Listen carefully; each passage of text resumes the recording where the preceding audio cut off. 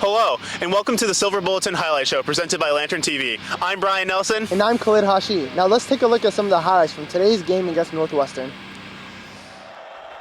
Early in the first quarter, Justin Fields connects with Chris Olave on a 20-yard touchdown pass. On the next series, defensive end Chase Young comes up with a sack on Northwestern's quarterback Aiden Smith. Then, early in the second quarter, Fields finds J.K. Dobbins for a 19-yard touchdown pass.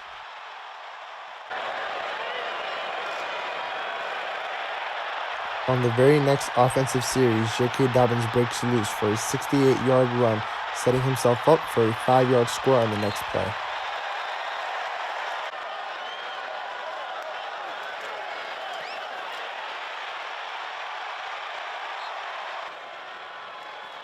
Up next, we have Justin Fields finding Chris Olave in the corner of the end zone for his second score of the night. And here we have defensive back Damian Arnett making a big hit as the Buckeyes force a 3-and-out. Early in the second half, Justin Fields finds Austin Mack for a 23-yard score to put the Buckeyes up 38-3. And in this play, we have defensive back Sevyn Banks intercepting Northwestern's quarterback Aiden Smith for the Buckeyes' first turnover of the game. On the next series, quarterback Chris Chuganoff finds tight end Jeremy Ruckert for a 7-yard score.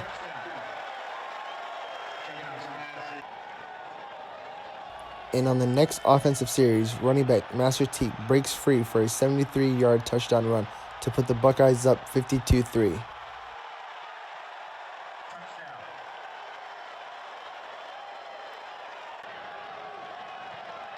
And lastly, defensive back Amir Reed picks off Northwestern quarterback Andrew Marty to cap off the game.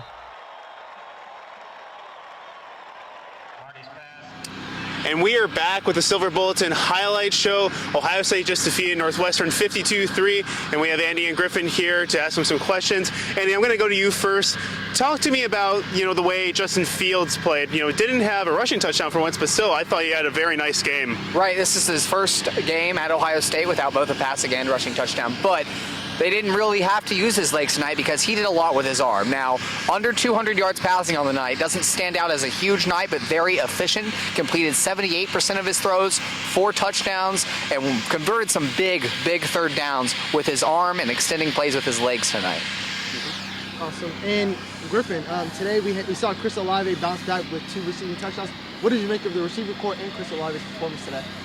Yeah, so Chris Olave, he didn't even have a catch last game. I didn't even realize that until today. But today he came back and once again showed that he is one of Justin Fields' favorite targets. He had 2 touchdowns. He got wide open past the defense on that first one. We've seen that happen with him a couple times where he's just jets completely past the top end of that defense.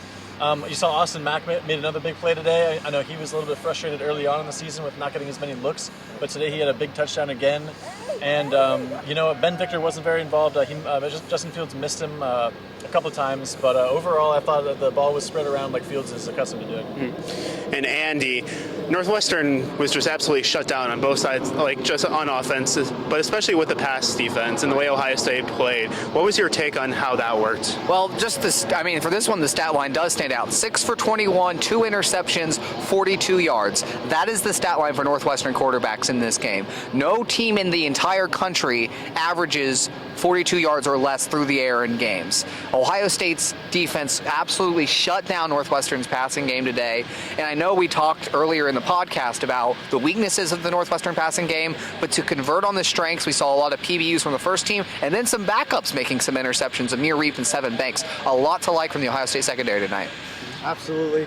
And Griffin, I want to ask you about a couple things. First, Chase Young's performance early on. I guess it was on the first series. He had that sack, and then from then on, the offense decided to just go away from him. And then the second question I want to ask you is about the field goal kick by Blake Hobble. What did you make about that? Yeah, so Chase Young, he got out strong early. He had that sack, and everyone was like, "Wow, like he might run up a couple sacks today." But then after that, you saw a lot of chip blocking with the running backs on him. They saw him running it to the other side of the field, even passing away from Chase Young to get him out of the game, which I thought obviously a smart tactic for them to do. It didn't work too well in terms of production offensively anyway. But and then that Blake Hobbiel field goal, we just heard Ryan Day say he had made like a 50-yarder or something in pregame, and they had to make that decision there when they spiked the ball with 4 seconds left. They gave him a shot, and you saw the whole sideline go crazy. It was a real momentum builder going into the second half. And then, Andy, last question. I asked you about Justin Fields, but really, J.K. Dobbins absolutely shined tonight, and he's just really making his case. Honestly, as a Heisman contender with the way he's been playing, what is your take on his performance? Well, maybe he deserves some Heisman contention. I'm not sure he'll get it with Fields kind of overshadowing as the main piece of this team. But Dobbins, I think, it was what we saw against Michigan State, right? He starts out slow, but then bam, he pops one big run and he's going the rest of the game. That 68-yarder, very well blocked. He gets to the second level, makes 2 defenders miss it once, and jets out the field for a huge gain, walks in untouched the next play. Really, he's just established himself.